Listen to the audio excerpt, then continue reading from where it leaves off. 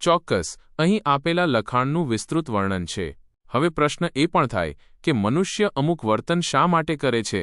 મનોવૈજ્ઞાનિકોનું માનવું છે કે વ્યક્તિ અમુક વર્તન પોતાના પર્યાવરણ સાથે સમાયોજન સાધવા માટે કરે છે. વ્યક્તિ પોતાની રીતે કે પોતાની દૃષ્ટિથી પર્યાવરણ બાહ્ય પરિસ્થિતિને ઓળખે છે અને તેને અનુરૂપ વર્તન કરે છે. જેમ કે વ્યક્તિ આનંદદાયક પરિસ્થિતિમાં ખુશ થઈને તથા દુઃખદાયક પરિસ્થિતિમાં દુઃખી કે ભયભીત થઈને પરિસ્થિતિ સાથે સમાધાન કરે છે. આથી જ મૂન 1949 નામનો મનોવૈજ્ઞાનિક મનોવિજ્ઞાનને પ્રાણી કે વ્યક્તિના સમગ્ર સમાયોજન ઓવરઓલ એડજસ્ટમેન્ટના અભ્યાસનું વિજ્ઞાન કહે છે.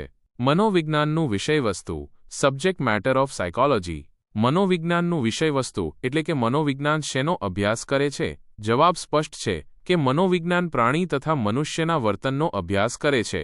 વર્તન બે પ્રકારના હોય છે. 1. પ્રગટ વર્તન ઓવર્ટ બિહેવિયર અને 2. અપ્રગટ વર્તન કોવર્ટ બિહેવિયર. પ્રગટ વર્તન એટલે એવું વર્તન જેનું પ્રત્યક્ષ કે સીધું નિરીક્ષણ અન્ય દ્વારા થઈ શકે.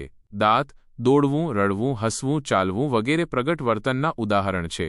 અપ્રગટ વર્તન એવા વર્તનને કહેવામાં આવે છે જેનું અન્ય દ્વારા પ્રત્યક્ષ કે સીધું નિરીક્ષણ થઈ શકતું નથી. દાંત, ચિંતન કરવું, વિચારવું, કલ્પના કરવી, યાદ કરવું અને રાખવું વગેરે અપ્રગટ વર્તનના ઉદાહરણ છે.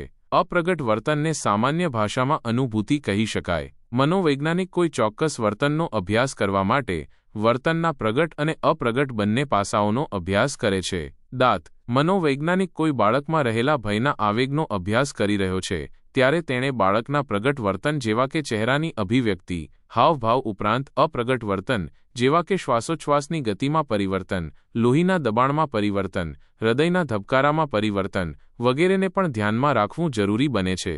પ્રગટ અને અપ્રગટ વર્તનનું માપન પ્રશિક્ષિત મનોવૈજ્ઞાનિક દ્વારા કરવામાં આવે છે. પર્યાવરણ કે જે પ્રાણી પર અસર કરે છે તેને ઉદ્દીપક કહેવામાં આવે છે અને આ અસરથી પ્રેરિત થઈને પ્રાણી કોઈ ક્રિયા કે પ્રવૃત્તિ કરે છે તેને પ્રતિક્રિયા કહેવામાં આવે છે. આ સમગ્ર પ્રક્રિયાને મનોવિજ્ઞાનમાં ઉદ્દીપક પ્રાણી પ્રતિક્રિયા સ્ટિમ્યુલસ ઓર્ગેનિઝમ રેસ્પોન્સ અથવા ટૂંકમાં SOR કહેવામાં આવે છે.